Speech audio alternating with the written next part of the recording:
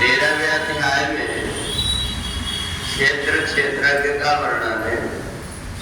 कार्यकरण कर्तृत्वे हेतु प्रकृतिरुच्यते पुरुषः सुख दुःखानां भोक्तृत्वे हेतुरुच्यते। भगवान ने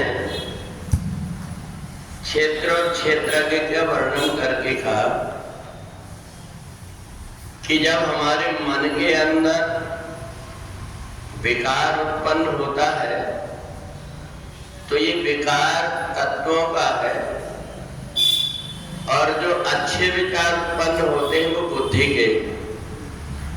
शरीर में 5 तत्व है, उनके अलग अलग विषय शब्द स्पर्श रूप रस गंध।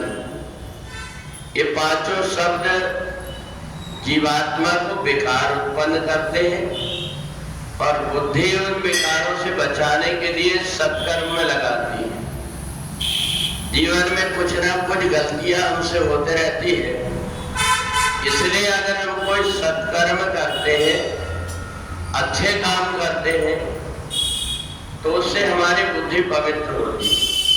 और ये पवित्र बुद्धि घर में धन भी लाती है और अच्छे विचार भी लाती है। बहुत से व्यक्ति परेशान इसलिए रहते हैं कि घर में धन तो आ रहा है पर परिवार में कुमति है, एक दूसरे की बात कोई मानने को नहीं देखता, घर में अशांति बनी रहती है। तो भगवान ने कहा ये जो तत्वों से जुड़ा हुआ हमारा मन है, इसके अंदर विकार आता है, और यदि बुद्धि से जुड़ जाए तो उसे सद्विचार आते हैं। तो इसलिए हम इन तत्वों से अलग कैसे हो? तो कहा शरीर के द्वारा कोई न कोई प्रकार की सेवा होती रहे।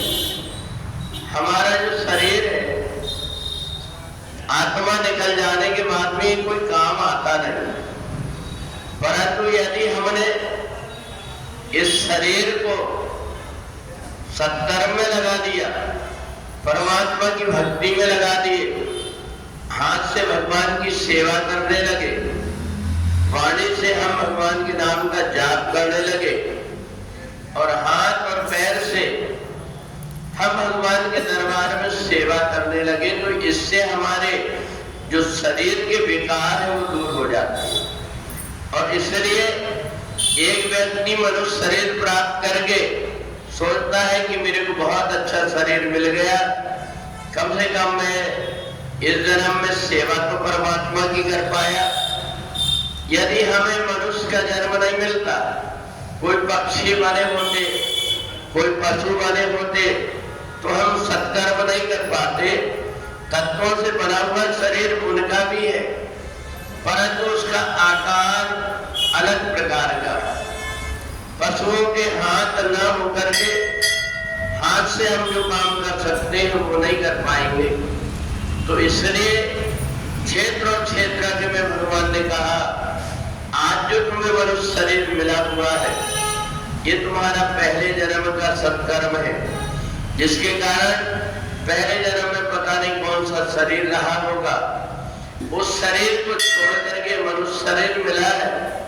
और ये शरीर देवता भी चाहते हैं ये शरीर हमको प्राप्त हो जाए, इसलिए चाहते हैं क्योंकि देवताओं को भोग भोगने से समय नहीं मिलता। उनके पास भोग इतने होते हैं कि उनको सत्कर्म करने का समय नहीं, पर मनुष्य के लिए ऐसा नहीं। मनुष्य अगर छोड़ दे, भगवान की भक्ति नहीं करता, भगवान की पूजा नहीं करता, सत्संग में नहीं जाता, तो उसको ऐसा लगता है ऐसा जीवन से तो बेकार जीवन हो रहा है, जिसमें कि हमें सत्कर्म करने को नहीं मिल रहा है। ये शुद्ध बुद्धि, ये पवित्र विचार तब आते हैं कि पहले जन्म के कोई पुण्य हो। पहले जन्म के पुण्य के कारण व्यक्ति के अंदर अच्छी सोच, अच्छे काम करने का विचार होता है। और एक बात और होती, एक व्यक्ति परिवार में अगर माला की मणि के जैसे हो जाता है तो पूरे परिवार को उसी भाव में फेर लेता है, उसी तरफ लगा देता है। ताकि उसके माध्यम से भी सत्कर्म कराया जा सके। तो ऐसा कोई न कोई व्यक्ति इसलिए परिवार में आ जाता है, उन व्यक्तियों से सत्कर्म करा करके और उन्हें भी परमात्मा से जोड़ देता है। तो इसलिए क्षेत्र और क्षेत्रज्ञ में हम शरीर की विकारों से तब उठ सकते हैं जब परमात्मा की भक्ति करें, परमात्मा की सेवा करें।